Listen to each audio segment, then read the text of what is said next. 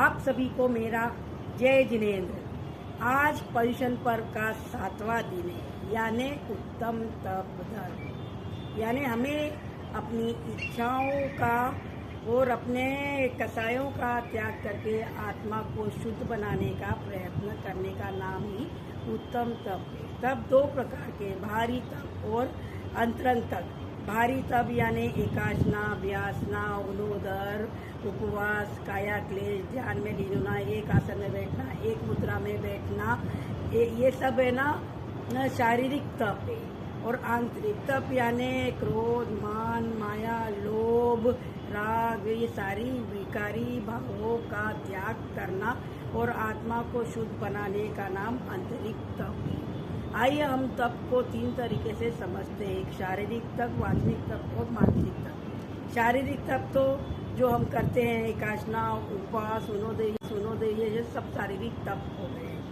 वाचनिक तप यानी हमें ऐसा कठोर वचन भी नहीं बोलना चाहिए कि सामने वाले को दुख है। कई बार हमें कोई पसंद नहीं आता तो मन ही मन हम बहुत बोलते रहते हैं, मेरा मौका मिले तो इसको मैं छोड़ूंगा नहीं, मार दूंगा। तो ये भाव हिंसा का दोष भी लगता है। तो हमें ये सब भावना का भी त्याग करने का प्रयत्न करना चाहिए। खास करके मैं बड़े बुजुर्गों से विनती करूंगी कि ये ना आप आपकी उम्र के हिसाब से उपवास वगैरह तो नहीं कर सकते क्योंकि शरीर साथ नहीं दे रहा है, लेकिन वाचनिक तप और मानसिक तप तो जरूर कर सकते हैं। तो वो आपने अपने समय में गृहस्थी संभाली, सब कुछ किया, सब अच्छे से किया। अब समय आ गया कि बेटे बहू को सुपुर्द करके आराम से धर्म ज्ञान करो।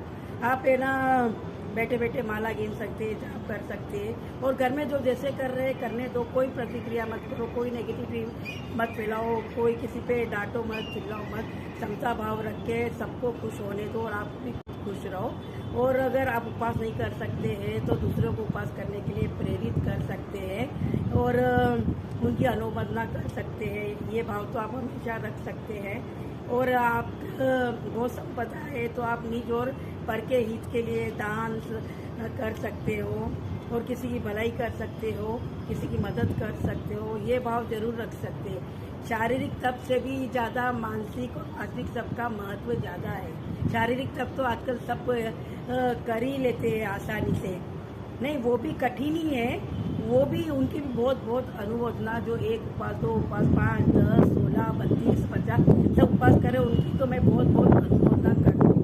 उपवास करने के साथ साथ अगर वो भावों में भी अपनी निर्मलता लाएंगे, क्रोध, मान, माया, लोभ, कसाय को त्याग करते हुए उपवास करेंगे तो उन जैसा बड़ा तपस्वी तो कोई नहीं है। मानसिक तप यानी हमें हमारे मन को हमेशा प्रसन्न रखना चाहिए, चाहे कोई परिस्थिति, चाहे संयोग हो, वियोग हो, लाभ हो, हानि हो, मान हो, अपमान हो, बहुत आकुलता आ रही है, सब अगर उस सिचुएशन में अगर अपने मन के परिणाम सरल रखे और प्रसन्न रखा तो वो भी एक मानसिक तप कहलाएगा।